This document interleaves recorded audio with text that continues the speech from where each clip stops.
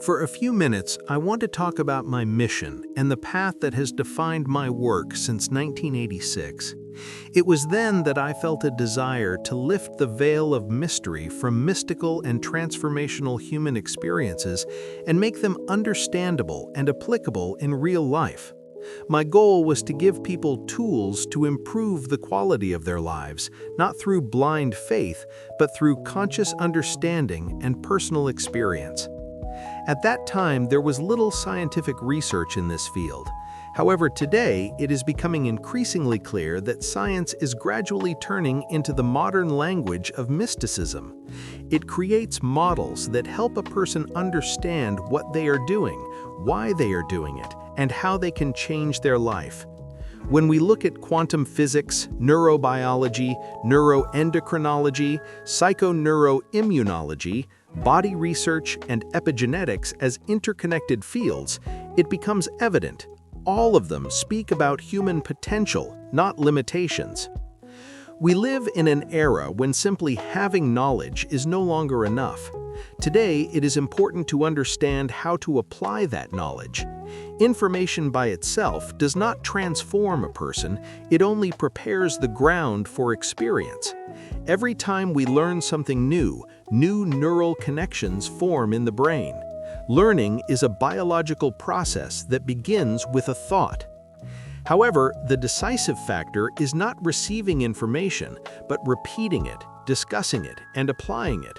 When a person can explain new knowledge, share it, and integrate it into their life, information becomes part of their consciousness. This is how awareness is formed. Awareness is not just understanding, it is a state of consciousness connected with energy. When a person consciously works with new knowledge, their inner state changes. This becomes especially noticeable when knowledge is tested through personal experience. At that moment, the brain begins to reinforce new neural connections, forming stable patterns of thinking and behavior. When the mind and body begin to work in harmony, a new experience is born. Experience doesn't simply complement intellect, it restructures biology. Neural networks merge, and the brain produces chemicals that we experience as emotions. If the new experience is accompanied by feelings of inspiration, freedom, gratitude, or love for life, the body begins to understand what the mind has already realized. If knowledge is for the mind, experience is for the body. Experience is what allows philosophical ideas to become part of a person's biology. At this moment, not only thinking begins to change, but also the biological future. However, repetition plays a key role here. Regular practice gradually recalibrates the neurochemistry of the brain and body. Over time, new actions become natural and automatic. Philosophy turns into mastery, and knowledge becomes a state of being.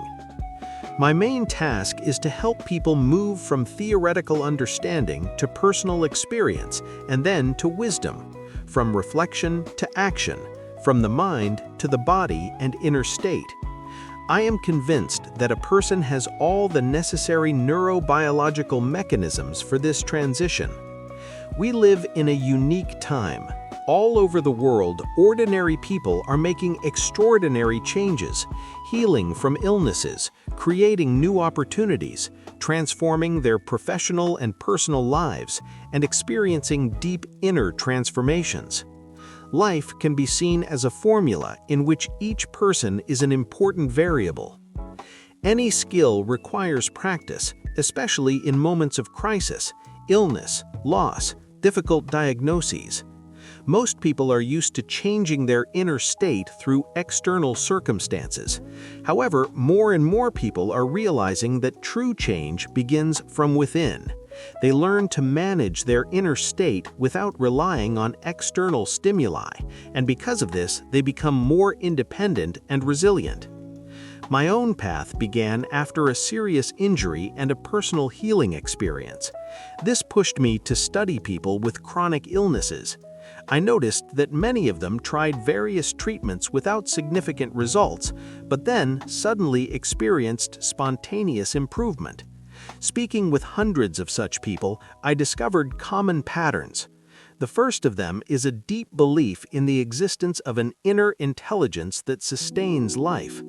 These people understood that it is this intelligence that governs the biological processes of the body. They realized that they could not heal themselves through willpower alone, but they could build a conscious relationship with this inner source, conveying their intention to it and replacing the image of illness with a vision of a new future. The second common trait is taking full responsibility. These people refused the role of victim and stopped blaming circumstances or other people. They realized that a prolonged, uncontrolled emotional state played a key role in the development of the illness. Strong emotions associated with past traumas become embedded in the brain and body. When a person repeatedly experiences the same feelings, the brain reproduces the same chemical reactions. This is how a closed cycle of thoughts and emotions is formed. Fear, guilt, shame, anger, and resentment activate stress hormones, and their prolonged influence affects the expression of genes associated with disease. Studying epigenetics, I realized that it is not genes themselves that determine a person's destiny, but the signals they receive from the environment. Emotions are the final product of this interaction. If a person lives in a state of stress every day, they send the same information to the body day after day, creating a stable biological reaction. I came to understand that many people use life's difficulties and problems as a way to maintain their dependence on certain emotional states. They unconsciously create or attract situations that evoke familiar feelings: suffering, anger, resentment, guilt. It resembles addiction. Just as an addict seeks a substance, a person seeks familiar emotions because they provide a sense of identity. Letting go of these states is accompanied by a kind of withdrawal. Anger, irritation, judgment, and inner emptiness surface. Overcoming this requires clarity of mind, conscious choice, and strong will. This is why many people on the path of healing decide to give up their habitual emotions, forgive their past, release resentment toward themselves and others, and take responsibility for their lives. Through numerous conversations, I noticed that people begin to realize they are attached to a life they do not actually like. If a person truly wants to change, they must break this emotional dependence and transform their perception of themselves and the world. We rarely see reality as it is. More often, we see in it a reflection of ourselves. When a person steps out of the closed loop of habitual thoughts and emotions, they enter an unfamiliar state. This space of uncertainty feels uncomfortable because it lies beyond the boundaries of the familiar self. Emotions are stored in the body, and if a person lives through them, they continue to exist in the past.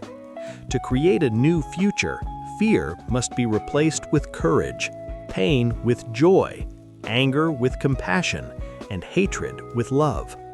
This requires effort and persistence because most people constantly think about their problems and thus repeatedly evoke the emotions associated with them, activating the same stress response. Gradually, it became clear to me we create these states ourselves. We are addicted to our own thoughts, and those thoughts can make us sick. This led to a key question. If thoughts can lead to illness, can thoughts also lead to healing? This question brought me to the realization that the most destructive habit a person has is the habit of being themselves. Personality is formed through repeated thoughts, actions, and emotions. If a person continues to live in old emotional states, they follow old mental patterns.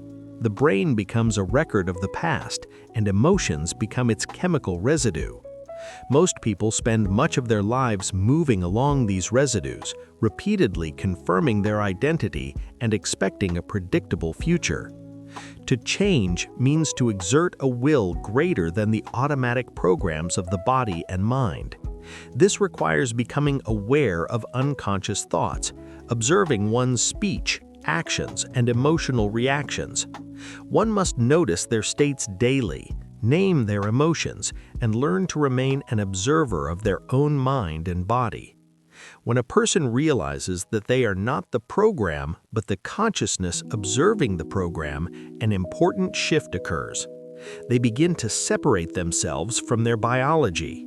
This level of awareness, or metacognition, gives a person the ability to change themselves and their life.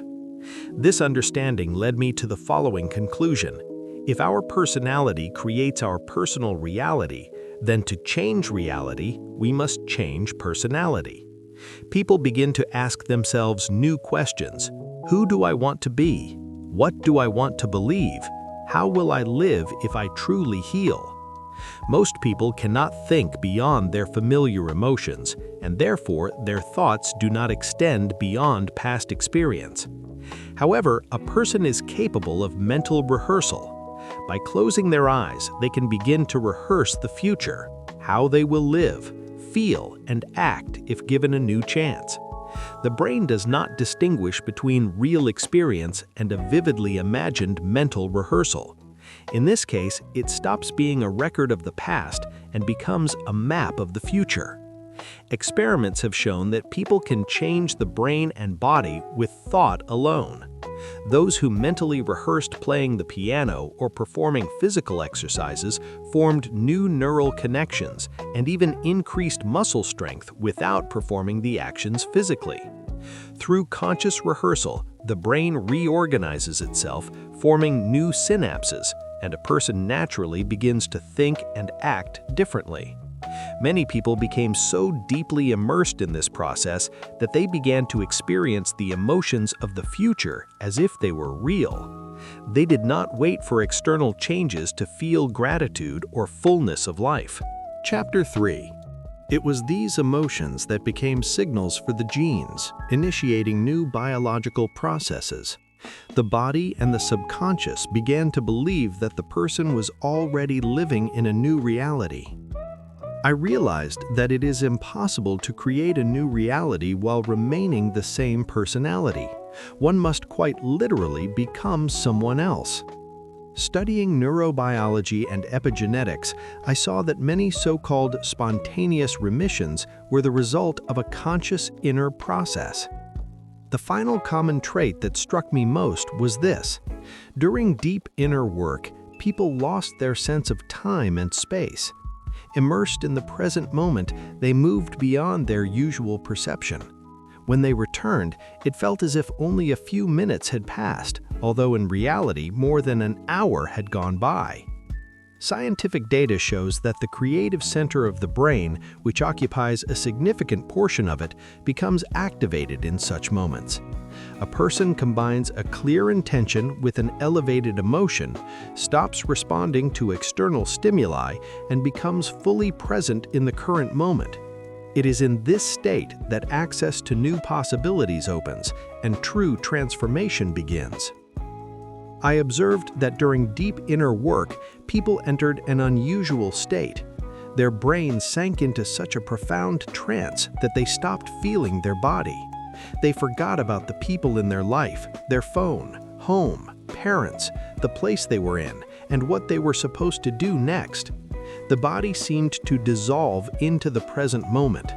In this state, they moved beyond time and space and essentially ceased to be anyone in particular, not a body, not a personality, not a role. What amazed me was how this manifests at the level of the brain. The frontal lobe, as it turns out, acts like a volume regulator. It lowers the intensity of signals associated with everything familiar and known. External stimuli shut down, sensory and motor perception quiets, and the overloaded circuits responsible for tracking time, place, and tasks calm down. It is precisely at this moment that thought stops being an abstraction and becomes an experience. When a person loses connection with space and time, from the perspective of the quantum model, they step beyond three-dimensional reality and enter the field of possibilities. Einstein said that time and space are not conditions of existence, but principles of thought. In these states, people were fully present in the eternal now, not stuck in the past or projecting into the future. The quantum model asserts that all possibilities exist in this ever-present now. This led me to study quantum physics. It states that the subjective mind influences the objective world, and that matter and consciousness are inseparable. My colleagues, physicists, would clarify that the observer effect appears only at the subatomic level. But I always replied, perhaps we simply have not yet developed the skill of observation sufficiently. The observer effect is well known. As long as an electron exists as a probability, it can be anywhere, but the moment it is observed, the wave collapses into a particle. This micro-world is unpredictable, unlike Newtonian physics where everything follows linear laws. I became fascinated by the question, can we learn to influence reality in the same way an observer influences quantum processes? When a person lives in a state of stress, hormones force them to identify with the body. Adrenaline heightens focus on survival, on the body, on people, objects, places, and time. Attention becomes fully absorbed by three-dimensional reality, and where attention goes, energy flows. In this state, a person is forced to play by the rules of the Newtonian world, where any change requires time and effort. But if we are matter trying to change matter, we inevitably get stuck in control, struggle, and prediction. This raises a key question. Can we move consciousness beyond this reality and exist as pure awareness, without a body, without a personality, without attachment to time and space? Einstein said that the field governs the particles. If a person learns to live as consciousness within this field, they can shift their attention and energy from the known into the unknown, and the unknown is the space of possibilities. The longer a person can remain there, the more new outcomes they create in their life. Understanding this, I wrote a book and later participated in a documentary film. This became the beginning of the mindfulness movement. However, at conferences, people asked natural questions. If thoughts create reality, what should we do with this knowledge? If personality shapes our life, why is it so difficult to change? And finally, do I personally apply what I teach?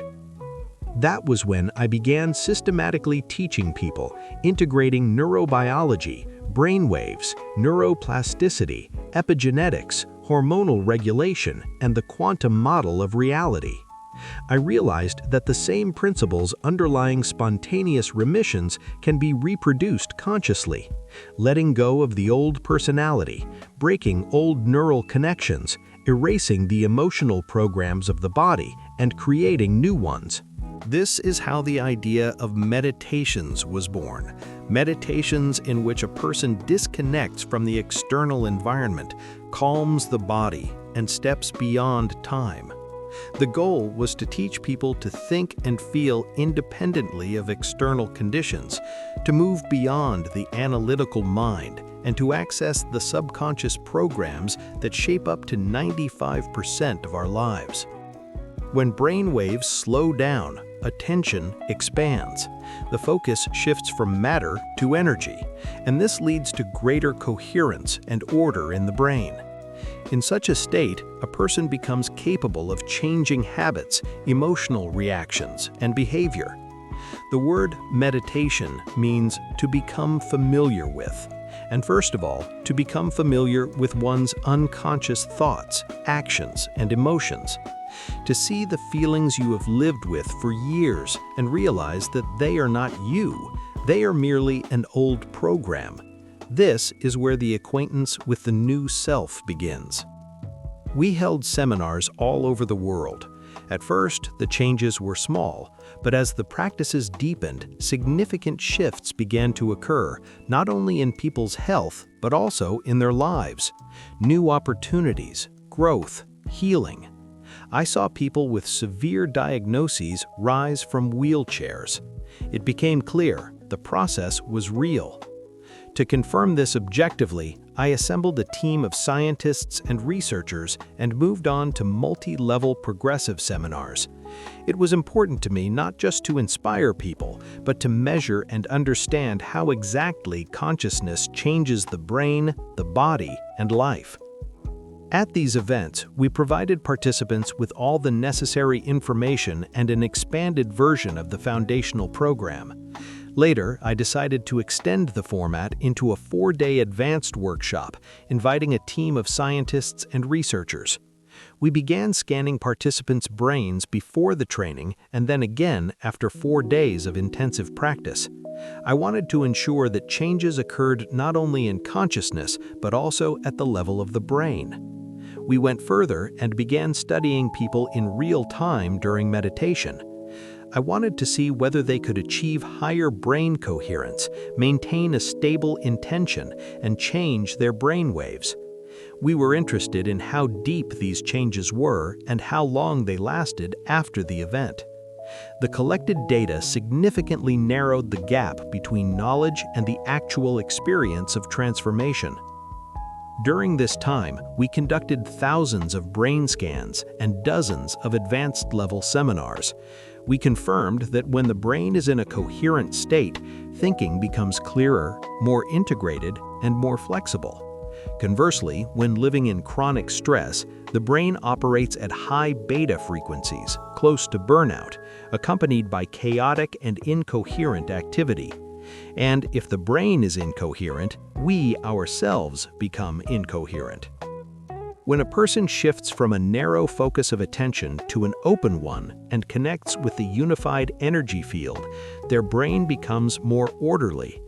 Just as creating a new future requires clear intention and elevated emotions, we began teaching people to move out of states of resentment, impatience, and disappointment.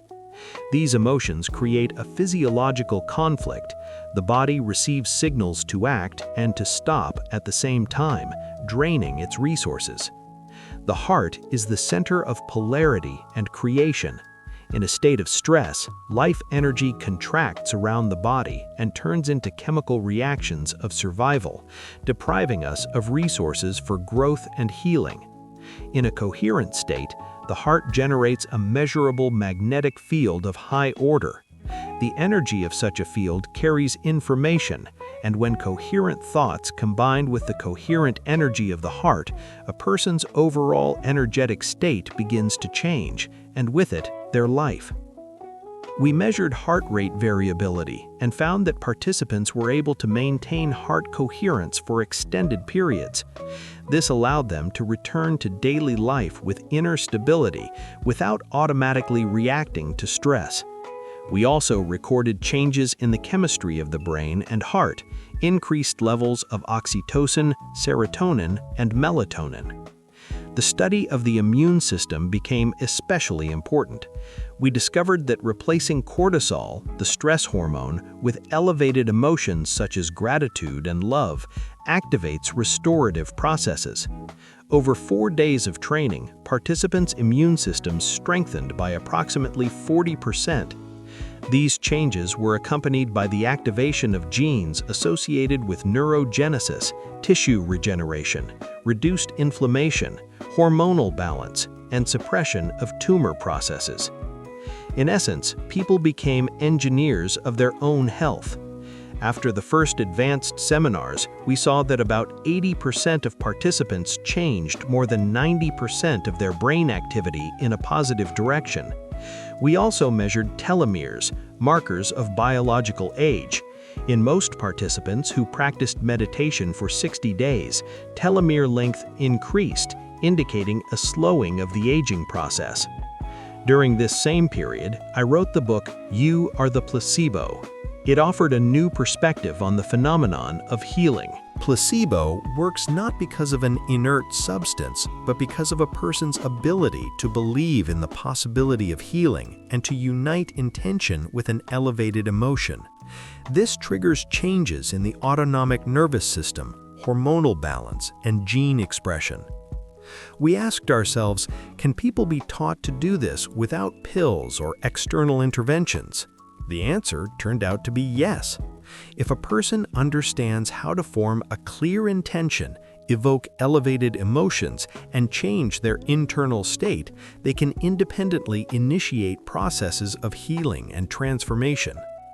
All the data we collected shows that people have access to abilities that allow them to change not only their personality, but also their body, health, and life circumstances. We also began studying transcendental and mystical experiences, states in which a person goes beyond the familiar self. To do this, we examined the activation of hidden brain systems, including the pineal gland, and how quantum processes integrate into human biology. We discovered that certain experiences, such as shock or betrayal, leave a deep neural and emotional imprint capable of influencing gene expression. This is why working with consciousness, the body, and emotions becomes the key not only to healing, but also to profound transformation of human life. When people experience states of joy, bliss, or ecstasy that exceed the intensity of past traumas or betrayal, deep internal changes occur. The images arising in their inner perception become so vivid that the current experience seems to erase the past. As a side effect of this process, we often observed instantaneous healings, results of a powerful inner event experienced as absolute reality. Studying brain scans during mystical experiences, we identified a recurring pattern. The brain enters a hyper-aroused state of superconsciousness, achieving a level of coherence far beyond the norm. In these moments, the autonomic nervous system and the pineal gland become sharply activated. Over time, it became clear that this process can be reproduced and directed. People often think they want health, wealth, a new career, or relationships, but in reality, they seek to become someone else, more whole. True becoming is wholeness on all levels: psychological, biological, emotional, and genetic. In this state, the sense of lack disappears, and this becomes the optimal point for creation. This is why we expanded our events to week-long retreats. During this time, participants learn various types of meditation, breathing techniques, mental rehearsal of the future, and methods of reprogramming the subconscious. We teach them to enter mystical states, create something new from nothing, connect to the field, and gradually dissolve their familiar identity, moving beyond the body, name, and past experience. This approach produces much deeper and more lasting results. During the week-long events, we reduce the amount of lecturing and increase practice. People achieve brain and heart coherence both in calm settings and in challenging situations where fear or anxiety would normally arise. In such moments, they learn to consciously regulate their state, not by suppressing emotions, but by moving beyond them. This allows them to recognize their own capabilities and carry this skill into everyday life. We witnessed astonishing changes: the return of hearing and vision, the disappearance of tumors, the reduction of Parkinson's symptoms, and improvements in other conditions. These results surprised us even. People began to understand that they were capable of far more than they had believed, and their former problems no longer seemed insurmountable. Last year, I wrote the book Becoming Supernatural, where I described how ordinary people accomplish extraordinary things. We also began studying group effects. When a large number of people simultaneously enter a state of coherence, this state can be transmitted to others. We observed synchronized coherence in people wearing heart monitors during collective meditations. This led us to the idea of global meditations. We conducted several coherent healing projects, bringing together thousands of participants around the world with the intention of changing the collective energetic state. Research shows that brain and heart coherence can have an influence even at a distance. However, participating in events alone is not enough. The world cannot be changed by short-term actions. It must be lived differently every day. Our students learn to be an example in their own lives, demonstrating awareness, peace, and creativity in their daily actions. This is how true community awakening takes shape. I see my mission as helping people recognize their own power and stop being victims of circumstances. This requires effort, but over time, creation becomes a habit. It is a great honor for me to be part of this journey and to witness the first fruits of our collective work.